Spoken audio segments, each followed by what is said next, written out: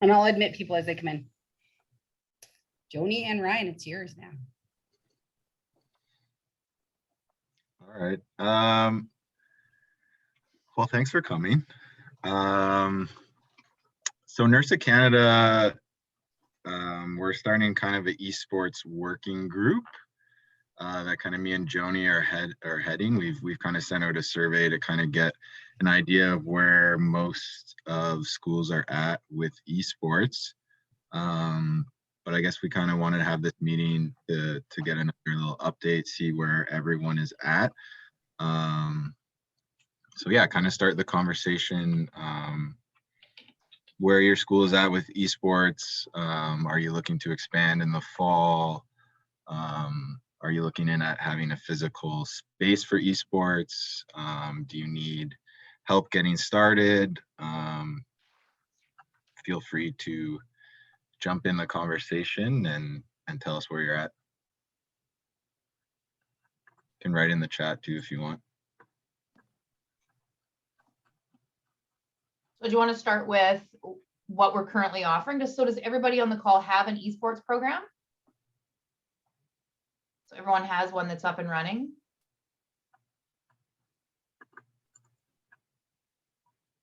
Gallery view. Well, that's better. Put a thumb up.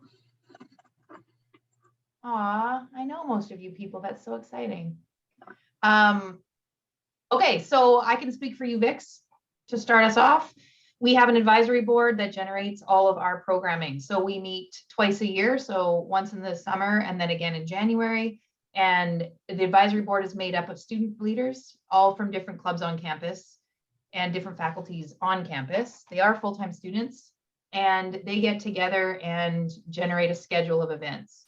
And out of that schedule of events, we use GeoScore to then host all of our games for us. And we have different roles within the advisory. So each student then rotates what their role is and what they do for the program. And our goal is to get something up and running called a Battle Pass, which will allow students to play at various levels. So if any of you have gamed before, the Battle Pass is very common among the esports world. We're hoping to start generating revenue, although that has been definitely a grind over the past year and a bit. Nobody seems to want to pay any money to do anything, which I totally appreciate. But we're struggling to get that Battle Pass up and running. However, everything's been free as of right now. We run probably 2 events a month. We're looking at increasing that to 3. They are student-led. I have a student volunteer who does the moderating of the games. And then we don't have a shoutcaster as of yet, but we're hoping to connect with Gustafson School of Business and look at creating some kind of a co-op program for September. So that's our esports program here at UVic. Anybody else want to share what they do? I can jump in.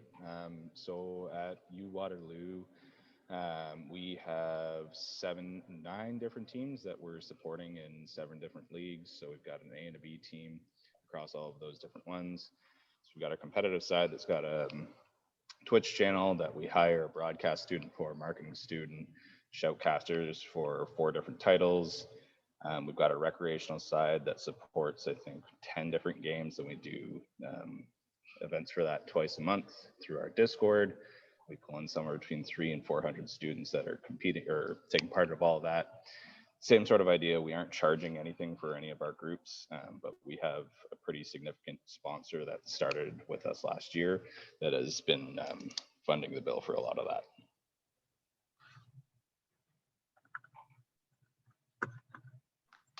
Wow, Scott, you had your hand up too, right? Sure. We're at the opposite end. Joni's way ahead of us, and so is Greg. We joined the CCA Val with Joni and been riding off the shirt tails of that for now, which is awesome. And we're hoping to start up when everybody comes back in the fall, because we just initiated some initial conversations before COVID. So now we're going to, everybody gets back and start up those again with our IT department, some student groups, and then try to start to get the ball rolling and doing it internally. We haven't discussed fee structures yet. The one tournament we did enter before the CCL was also free to the students, and we paid for the cost of that one. And like I said, we're in the infancy, hoping to grow it and go along with the flow. That's about it.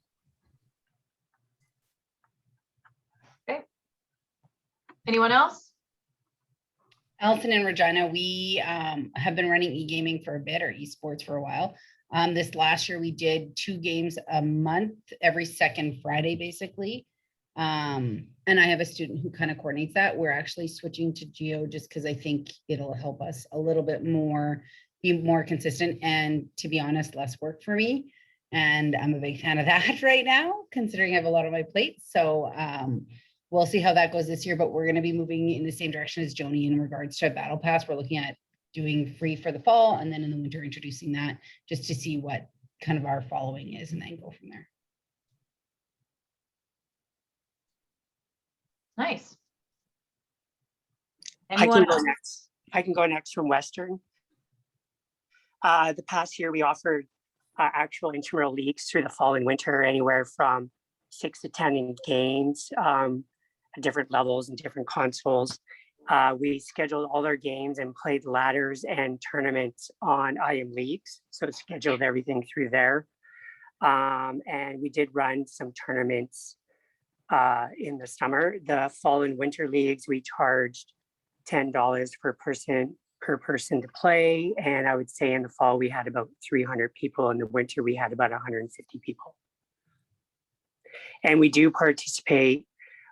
We do have I guess, a club. And the only thing they've participated, it's more of a pilot program. They played in the OPSC League this past year in Ontario, and they played the League of Legends team only, or the League of Legends game only. Okay. 300 is a good turnout. That's great. Anyone else? I'm Gareth from Queen's University. Judith is here as well because Judith runs our intramural program. We have a little bit of a hybrid model, and we're still kind of developing. We absorbed an existing esports student club. They were part of the student government club organization that we brought on board officially under our umbrella last year. They really drive a lot of their activity through their own Discord channel and activity, and we helped to sponsor them to be part of the OPSE pilot as well that Guy did at Western. They're not sure that they want to go back in that competition. We had decent experiences from it, but they're not sure they want to participate in that again. And then Judith has been working with a subset of that executive from the club to help sort of facilitate some esport tournaments and intramural opportunities for the broader student base. So collectively, we're still trying to figure out what's next, and intrigued about the U Sports CSL kind of announcement as well. See what that means, but there's definitely a lot of interest on our campus to try to develop some space as well for the club. So we're in the early stages of trying to understand and figure out what that might look like and mean. Okay. So out of curiosity, how many people run an intramural program? So strictly rec. So outside of OPSC or any of the other leagues, organized leagues like that, just simply rec, no different than soccer or ultimate or any of those. So 1, 2, 3, 4, that's ours as well. 5, 6. Okay. So then everyone else runs a club program then, so a competitive club version outside of the rec department. Yeah. Okay, that's interesting. Does anyone hope to go from recreation to competitive in the next little while? What's the appetite for that among schools? Yeah, so SFU's trying. We have a pretty competitive like student club right now, who run themselves basically with no oversight for the university, which people don't really like. So their idea was to transfer over to the sport club division and have some oversight from a university rep who manages the rest of the sport club, which is me. But we're kind of held up with our senior athletic director, who has some reservations about allowing esports to be a sport club, and we've been holding off on that for like 7 months now. So we'll see if she decides to say yes or say no. But I feel bad stringing along the club, because they just want an answer. They just want to play basically, and yeah. So we're looking to transition, but there's some hurdles along the way. Okay. Jeremy, we have a sports club, an esports club, and they are all the range. They offer our recreational components, and they also compete on a higher competitive level in whatever leagues they can find. It is a student-run campus club, but they have to be campus clubs before they can be sport clubs with us. So I'm really pleased to have them under our umbrella because I've benefited from, we're not running the program, but I guide them into what I'm looking for and they make it happen. So it's been really beneficial during COVID, certainly. Great. We're kind of in the same boat. We're looking at, kind of like Gareth mentioned, we're looking for space. So I've had meetings with the USC, with the student groups. We have a club on campus as well. We also have that League of Legends team that's kind of separate even from the club, who played in the OPSC. The goal is probably not this year, but within the next year, a year from now, is to have a club, mostly because we're short staffed and we don't even have a person doing clubs or doing our camps yet. So we're waiting to rehire someone for that. And the idea is to move to clubs and then to find a space that would be shared between campus rec / intramurals, the club, the League of Legends team, and even general student time where they can go in and play during certain times of the day. What a lead-in, Guy, because my next topic was going to be who's looking to create space on campus to create a LAN center. So I know for us at UVic, we're trying to convert we had a sandwich bar at the beginning of CARSA. I don't know if any of you have been here for maybe WCCRC or something in the past, but we had a sandwich bar as you walk in and it's all glassed. And we're looking to get approval to turn that into an on-site gaming hub, because from all of the research that I've been doing, apparently that is, once you get a space on campus and your program tends to take off. And so we're kind of at this place now where everything is done sort of remotely. And now we're looking to bring the students back and have a space. And we're also hoping to generate a bit of revenue that way. So we're hoping to charge a fee, maybe $5 or something, so that we can recoup some of our costs. And then it's also an opportunity for us to partner with different faculties on campus. So computer science specifically is interested. And then we have an agreement with Dell where they're hoping to come in and set us up to have a gaming space on campus. So is anyone else looking to do a space on campus? So we've got one that we've built in partnership with our residences. So we've got a spot that can be used recreationally for right now, that we're not utilizing for our competitive group yet, just because it doesn't meet the needs that we need. But we have an 8 computer setup and are looking to expand from there. Okay. We currently don't have one, but we have a massive science building that was added to our university, which freed up a lot of space in our main campus. So there's potential to find space there and get it open. So possibly in the future. Okay. We're also looking at it, but it has to be a partnership with a faculty in order for us, outside of kinesiology, in order for us to move forward. So we're just in the very beginning stages. We actually just met about this morning. So that's how early it is. No, that's great. I just think there may be an opportunity for us to connect back to Dell at some point and say, you know, if we're all doing this together and our timelines match, it may be a good opportunity for us to collaborate and work together if we're setting up any. So we should probably stay connected on that topic for those that are interested to move forward. Anyone else want to have anything to add before the next agenda item? I was just going to say at Laurier on the Brantford campus, there's something underway. And since pandemic, we're working much more closely as cross campus. And We have had lots of conversations on the main campus, but currently there's just no viable spaces available. So we're keeping our eyes open for something to come available, but it's definitely a priority on campus to get some sort of gaming lab built. Okay. Okay. So the next item on the agenda is the U Sport proposal. Let's open that up. Let's have a conversation around, has everyone seen it, read it? Do you know what I'm talking about when I say the U Sport? No? Shoot, I wish I had it to be able to send to you right now because I would send it. Allison, do you have it to post in the chat by any chance? I've got it up, Joni. I can send it to you, you and Allison, if you want. That'd be great. Or can you throw it in the chat? I don't know if you can do that or not, but if you can. Well, let me see. I will give it the college try, just because we're colleges and universities.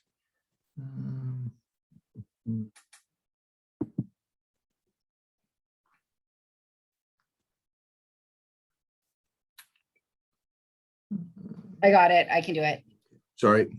Okay. That'll be easier than me trying to navigate through this.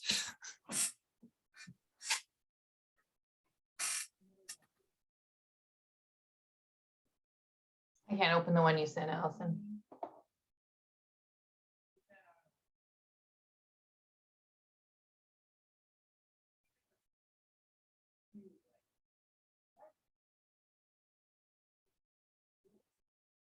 Okay, it's freaked me out, Sarah. I'm reading this and I'm like, wait, what? Regional club competition, exhibition matches? I was so lost for a minute there. I was like, am I in the wrong meeting? Have I just totally tapped your off for no reason? Okay, so essentially, there we go. For those, I'll give you guys a minute to pull that up and have a little read for those of you that haven't read it so that you know sort of what we're Did that talking work? about. Did that one work?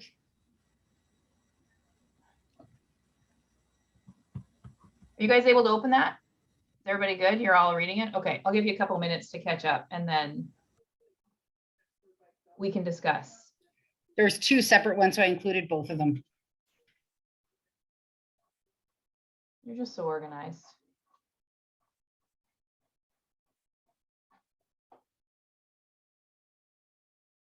Okay, so essentially what's happened is U Sport has signed a 3-year agreement with something called the CSL. So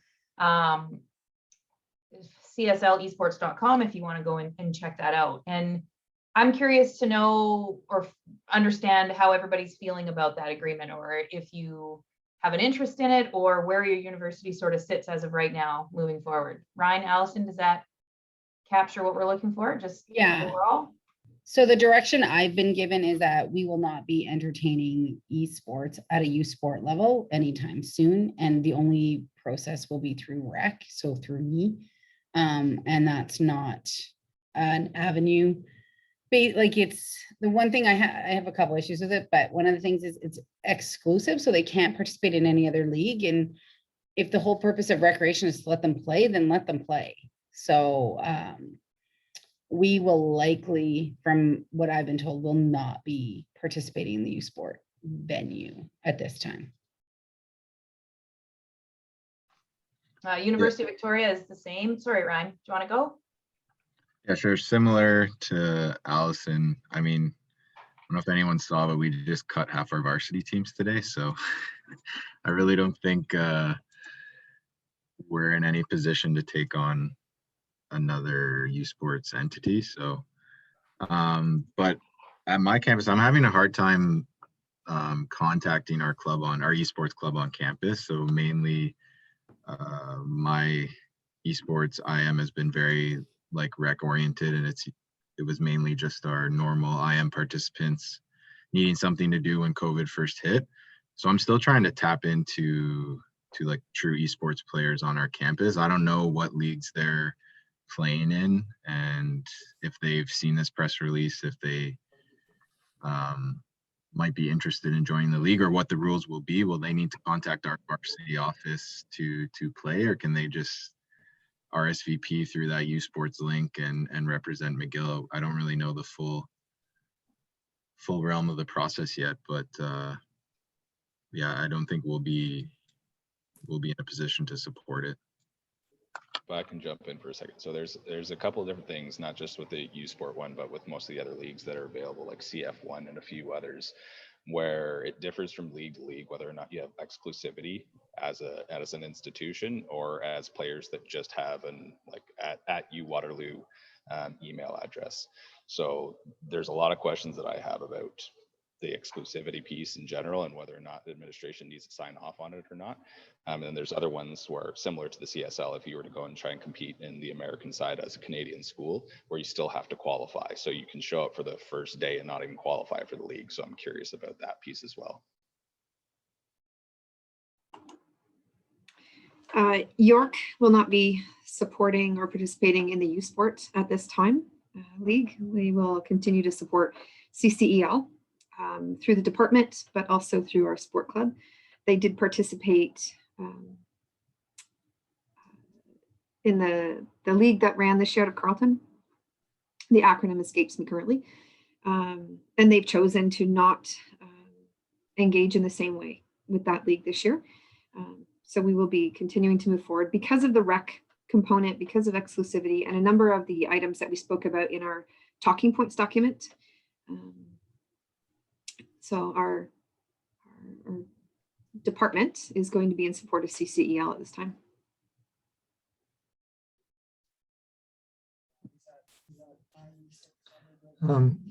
I'll speak on, I think Scott is off the call for a second. From the U of L, much like the previous individual, yes, we're going to support the what we're in right now with, and we're not really interested in doing this the U Sport piece. And I don't think athletics really are like our school is so, I guess, so infantile in this whole process. It doesn't give us a whole lot of sense to be with U Sports at the moment. So I think we'll stay on the rec side for sure. I guess I just kind of curious, was there any communication between what the U Sport does and I guess NERSA Canada or just rec in general? And I guess that's probably a fairly general question, but certainly seeing that come out from U Sports was a bit of a surprise to me because I am fairly connected with the athletic side, and that seemed to come out of left field as far as I was concerned anyhow. I can share that I met with Mohammed Hassan, the person who's responsible for creating the U Sport agreement. There's some challenges, I think. Our director was also blindsided, did not see it coming, had no interest in pursuing it. So the University of Victoria is definitely not supporting for the same reasons everybody has also mentioned. And then the addition is student safety. So when I first started down the road of esports and created the CCEL, part of the concern that we have was safety of our students with exterior organizations. And my university wasn't allowing me to participate in the beginning in the CSL for all of those reasons. So it was a league that I was told we weren't able to support our students in participating in. So I did meet with Mohammed, and no, there was no communication. And likewise, he suggested that there was no communication about the CCEL for him either. So he wasn't aware that we were running a nationwide esports league. But in terms of upper level, our director and associate directors here had no idea it was coming. So I'm not sure where. From what Mohammed told me, there were 2 universities in the States that are in back east, that ran that he did a bit of a pilot with, and it sounded like it was Ottawa and someone else, and I can't remember, maybe Waterloo, I don't really remember. And those were the 2 schools that he ran the pilot off of. So there was nobody out west that was contacted. I did contact the OPSC in the beginning stages and said, hey, do you want to run a Western league so that we could work together in that? And was told emphatically, absolutely not. They had no interest in working without us out west. So that's where the inception of the CCEL came, is it became something that we were hoping to do nationwide for everybody, and it was not an exclusive league. So for those of you that don't know what people are mentioning, that's the CCEL. And then I'm happy to share more details of that meeting at another time with anyone who wants to hear about it, in terms of the meeting I had with Mohammed, or if you have any other questions about that. Yeah, I can also speak to that, Bill. I had presented CCEL to our senior leadership team and our executive team, then our faculty, and our athletic director sits on that. And so when the youth sport announcement came out, she was away on holidays, but I'd spoken to our dean and he said like she had no idea. She was not aware that they were even working on that until that announcement came out, because she would have said something to at least him, if not me. And I report to her through clubs, so her and I have a pretty good working relationship. And yeah, I think our university anyways was pretty blindsided by that announcement.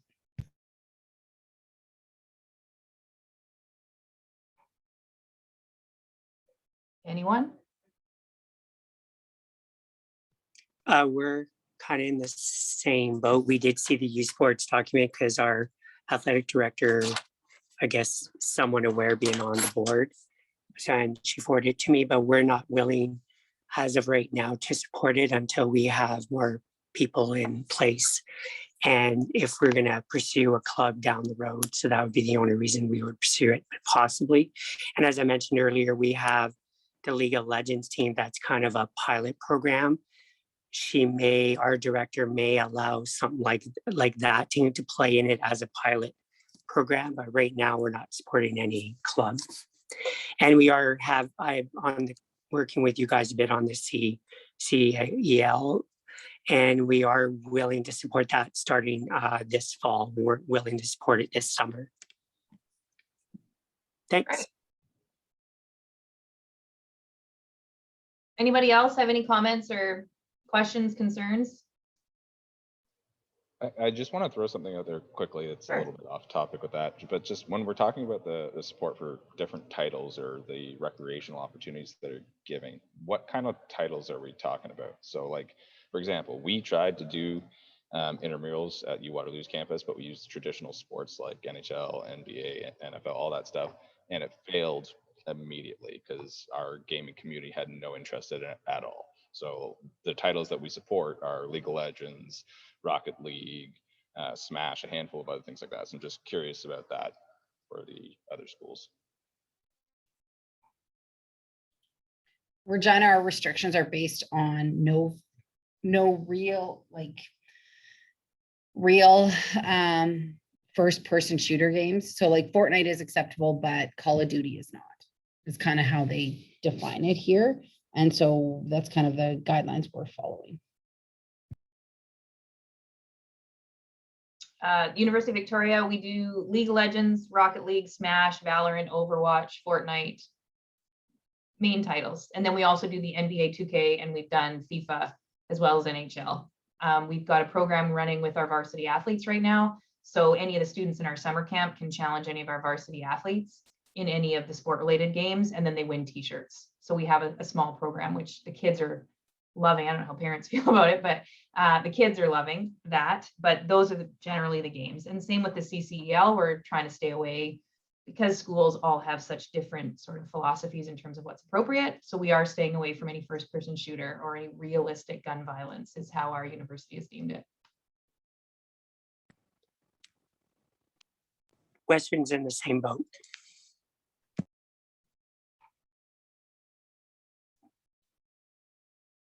It actually, I mean, the hard part about that is the games that the students want to play are exactly the ones that our administration is not super impressed with. So in terms of comparatively speaking with the NCAA and some of the leagues that they're running, they can get away with things that we can't do here. So we can't do a carbon copy program of what's operating there because we have just different rules. So that's the catch, is trying to create a program that it's incentivized and there's a reason to participate and there's a reason to play. Versus just playing for fun. It seems to be that was the hardest part for me getting the program up and running until I actually got sponsored by Amazon and Riddle and Bloom. I didn't have anything that was really enticing them. So part of what the CCEL is offering is tuition credits. So we have substantial sponsorship on board that's able to convert some of that money into tuition credits for students at your institution, as well as gift cards, etc. So I found as soon as we incentivize things, even though they didn't love the game, we had more participation in that way. Anyone else? Allison, Ryan, do you have anything to add?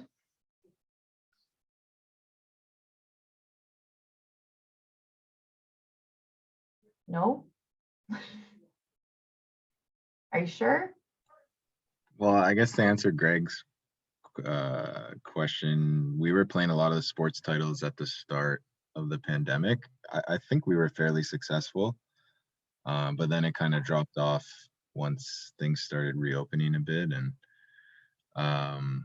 like I kind of said in my earlier comment, I want to try and tap into the esports players on our campus that are playing, you know, the League of Legends and Fortnite and Overwatch and all those titles.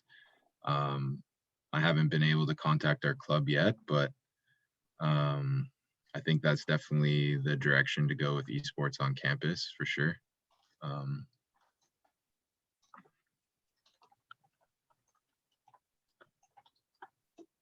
I know with the CCL, we're going to look at some NBA 2K stuff because there's a partnership with Arena Data and NBA 2K. So we'll be doing something that way.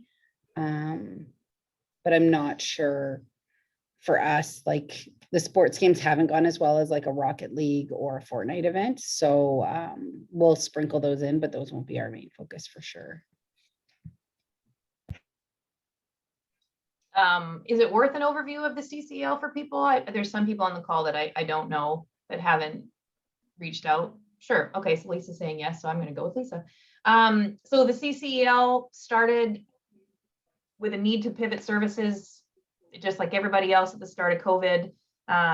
Started as a small program. And then I reached out to a few of the people that I've worked with before, Allison being one of them, and put our heads together and we created a league that's nationwide. So now we have 21 schools at the table who have committed and sent students to our last 2 games. And we have 57 universities in total that have expressed interest. So whether by email or contacting or reaching out to say, hey, we want to join, but give us a bit of time. Nobody's on campus. We're being restructured, all of those kinds of things. So since the inception, we went from a fairly informal league where we were just playing once a month for fun and there was prizing. So we've now created, or in the process of creating, a not-for-profit organization. So there'll be 3 sister schools taking that on, and we will be creating a not-for-profit and then reaching out to the other schools that want to participate, and there will be participation agreements from any other school. So in that agreement, it basically says, you're going to participate in the league, you're going to help us figure it out. It's definitely in its infancy, so it does take a lot of brain power, I would say, especially because I'm a traditional sports specialist and this is off the side of my desk, as it is with my cohorts of Ryan and Allison and Scott and Rebecca as well. So we're all putting this together to try and figure out how do we access the most students the easiest way and get as much participation as possible. So there may be a competitive version of what we're playing, but it is very much on the recreation side. It is not a varsity league. It is not an elite league. It has definitely got a recreation focus and flair. And so for us, our philosophy is to get as many students playing as possible. So we've reached out to a company called Arena Data. They actually own GeoScore, which is the platform that we use for running some of our games. And they have they've got a Canadian company. So we've been working with the Canadian version of their company to implement all of our games. So they would be the vendor that the CCEL, once incorporated into a not-for-profit, would use to manage sponsorship and the revenues that would come in through streaming and broadcasting. So out of that, we've been able to create broadcasting opportunities, shoutcasting. We have game developers that are now coming on board. We have substantial sponsorship. CBC is signed on with us. We have Landmark Cinemas, Guzzo Cinemas for you, those of you that are back east. We have Mark's Work Warehouse, Amazon, Tim Hortons, RBI, which owns Tim Hortons, and I think Burger King is the other one. So right now our students are winning gift cards to all of those, and then that'll be transferred into a financial stipend that'll go to the institution and the student can use that. We can't earmark it for tuition, just given how everybody works their own student accounts, but that's the purpose and the overall goal. I don't know if anyone has any questions about the CCEL. No, everyone's pretty familiar, I think. I've seen a few of you already on the call. So I think the difference is I recognize that some of you have programs where you have clubs and you're not able to really direct them. They get to play where they'd like to play. And I appreciate that. I think the benefit of this is we get to work together and collaborate. So in the 15 years I've been at the University of Victoria doing traditional sports, I've never really collaborated across Canada the way that this has. So I would say for me personally, one of the benefits is just connecting with all of the programmers across Canada. And then we sort of use that time for other ideas too. So it is strictly, it's pretty great partnership. I don't know if anyone else on the call, Allison or Rebecca or Ryan or Scott, you want to speak to your experience, but for us, it's been here at the University of Victoria, it's been great for me personally, and as well as our students have showed a ton of interest. So it's been great. Yeah, I'd agree. And it's just given us another platform for our students to play, especially during COVID, where I don't necessarily have the staff to help me do some of this stuff. It allows us to just say, here you go, here's your games.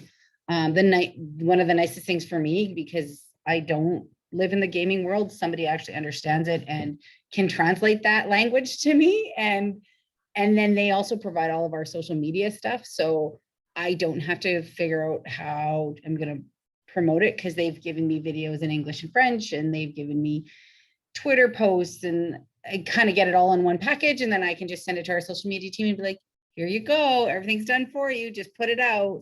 And it makes my life a lot easier. And it's one less thing out of the million things I'm dealing with in the summer, and trying to get the fall back and us backing up and running, that it's like, I'm still doing it, it's still running, but it's a lot less work.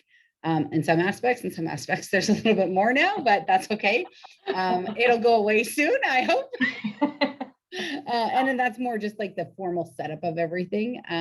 But it's been really good. And honestly, like, I've connected with people that I know a lot of people, especially in the West. So I've actually been able to connect with colleagues in the East, which is really nice. I agree with everything that Allison said. And for me, being new to the intramural role, it's great.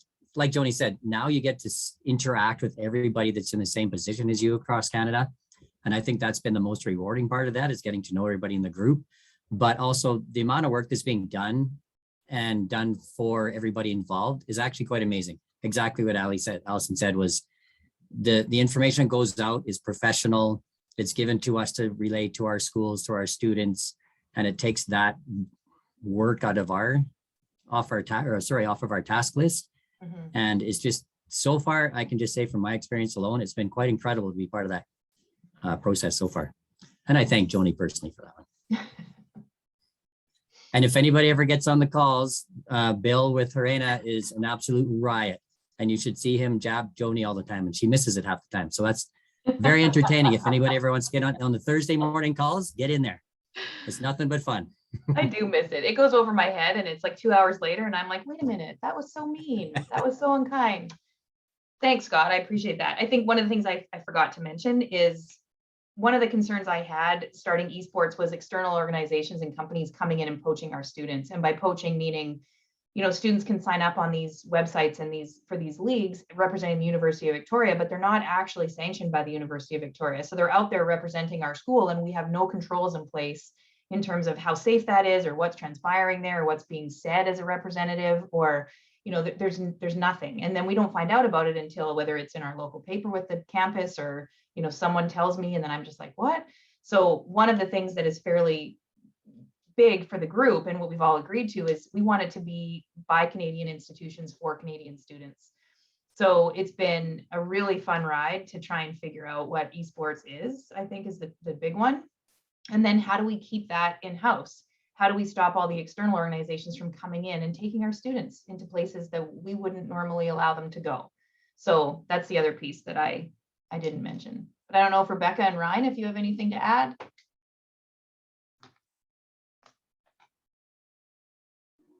It's as much or as little as you want it to be. So the schools that have the capacity, financial or human, to operate their own programs, it fits in well. For those that, like Allison and I, that I shake the controller to make it do what I want. It's not effective, by the way. I can still run a program, and I can still offer these opportunities to my students with the support of Harena Data and Bill in his squeaky chair. And I can still control, as Joni says, who is representing our brand. We have a very big push on right now about the brand and its social media presence, etc. And I don't have to check every person as long as they sign in with a York account. If they don't have a York account, it gets sent to me. So it's a good balance of how much effort and work I have to put in on that end of it while I still manage the rest of my job. So as I said, it's as much or as little as you want it to be. And your students are the ones that will benefit. Great. Ryan, you look busy. No, all the points have been hit, so. Can you name 5 of the points that have been hit, Ryan? Well, I mean, my dream is to one day have like a cross country intramural championship in any sport. I mean, we're a huge country, so it's probably never going to happen, but so I mean, this is just baby steps to getting there. Maybe one day get it going virtually at least. I'm more than happy to take you on the soccer field, Ryan, and we'll bring that trophy home. Gangshan has a question in the chat. For those of you who offer esports, what is the startup and ongoing costs involved? So for us, we're just signing up with Geo, which is $330 per month for 3 events. They provide all the social media and all of the admin side of things. So for $110, somebody else is licensing a game, which for us was $80 a month or $80 for the game for the year. They create all my social media. Again, can you tell that's where I struggle? They do all that for me, and then they are gonna run the game. So I'll have a staff member there, but they will be the ones dealing with everything. So for me, that's value well spent. And then I can pick which months I want to use it and which ones I don't. So I can invest as much or as little or as more if I want. And I like that flexibility. So, and previous to this, we hired a staff member to do it, and it was probably costing me $5,000. Now that staff member also ran intramural leagues and helped with social media and did a bunch of other things. So in the long run, I actually think it's going to save me some money because we did try to do it on our own and had hired a position in that way. So I think you can invest as much or as little. I know through the CCL, we're working on a fee of some kind, but we don't know what that is. And at this time, I don't think it'll be a whole lot of anything, especially coming out of COVID. Yeah, same. We have GeoScore as well, Allison. So we do the same thing, and we just run them every other month. So that way we have a ton of lead time to advertise the next one. And as Allison's already stated, it's so nice to just be able to log in and see who the students are. So you can log into your Geo page. I see who my students are. I double check and make sure they're in good standing, approve them all to go and play. And then if there's any issues, their staff get in touch with me. So they have all the software in place that picks up on, you know, bots or whatever it is that picks up on words that are not appropriate or comments that are not appropriate. And then they're dealt with internally, which is the other thing that I really like. So we're able to still manage the game and manage all of the behaviors, but it's not any work for us, really. We're in the same boat as Allison. I'd say I took the flip approach to that, where we built like a model on the part of the recreational side leading into paid positions, where we manage everything internally. And ballpark, I would call this a little bit of a slower year, but ballpark 8 to 10 grand is what it ended up costing us. But it also led to us having a partnered Twitch account, which means that we get income back from that and a few other sources. So that's another ballpark number to use on a different model. And that's 8 to 10,000, but without a space on campus, right? So that's still all remote, or yeah. Okay. Anybody else? Not a chatty group, not a chatty group at all. It's Wednesday. Is that a bad day for people? I'm just wondering. I don't know what time it is for most of you here. It's like 11:45. It's not even noon. You guys all look like you're ready to go home. Yeah, you are. Well, I guess what time is it for you? 3 almost? It's 3:46 over here, Where are you? New Brunswick. Oh, fun. I would like to go there. It's not bad. What are you doing in New Brunswick for esports? You haven't shared. Well, actually, Genshin's at UNB. I'm at Mount Allison. We're not doing anything right now, and our students are all doing everything independent. So I've been looking at potentially finding a way to offer this. Pretty small department when it comes to resources, but I'm kind of letting everybody, all you guys take the lead, and then we'll hop in when it makes sense for us. Smart. Thank you. That's great. Well done. Best way to do it. We are looking for another board member and we don't have anyone in from New Brunswick. Just throwing that out there. Well, we actually have on campus here, she's our graphic artist, but she's a professional esports person. So she's really interested in this. We've had a few conversations about it. So I like how you throw that out at the end of the meeting that you have a professional esports person there. Like, I'm 100 years old trying to learn how to use a controller. What? That's outrageous. Thanks for that. It's interesting. Like there's not a lot of appetite from administrations for us to provide it. Even here within the department, the athletic director is, of course, of the opinion of he's more about health and wellness than that's kind of his passion. It's been his passion the whole time. And I kind of echoed to him that, my passion is more about competition. I've always been in sports, but it revolves around competition more, which is why I have an interest in something like this. So we're working on it. Yeah, I can be honest. Our administration, we fought it for a long time. And if it wasn't for the pandemic, we'd probably still be sitting on the fence in terms of it doesn't mesh with our values of healthy, active living. But I will say the relationships with the students that I've gained through the esports, I would not have gained through traditional sport. So this is a different pocket of students that attend the University of Victoria that I would not normally have had any impact with, or relationship with. And so part of our bikes program is now incorporating fitness passes as prizes. So passes to the climbing wall, or a free intramural, or department swag. Some of them have never even seen our building before. So there is that added bonus. And while I don't necessarily, and I won't start a big discussion about it, I don't see esports as a sport, to be totally honest. That's not what it is. I think it's a game, but I don't think it's a sport, which kind of goes full circle to the U Sport announcement. It's like, it's not a sport. It's not the same. It's very different. So trying to mesh personal philosophy with department philosophy has definitely been part of the process. Joni, there's a lot of research that shows that it's all about recreation and leisure and definition of each of those terms. But there are a lot of research papers that address esports as leisure.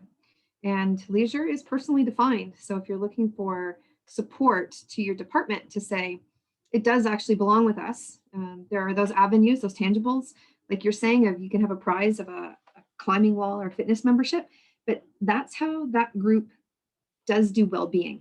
That makes them relax. And if relaxation and checking out from a screen of work is how they relax, then I'll happily embrace it and then try and get them in the building. But really happy to provide an avenue that doesn't make me relax, but it works for somebody else. Yeah. I find it stressful. Me too. I echo that 100%. And I can chime in too on that one, Marcel. Is just when we took our competitive side, we partnered it and said health and wellness and mental well-being is one of our primary goals. And once you get to the more and more competitive level of esports, a lot of those people care a lot about what's going in their body, working out, all that kind of stuff. They keep asking me more and more about our fitness packages and what they can incorporate.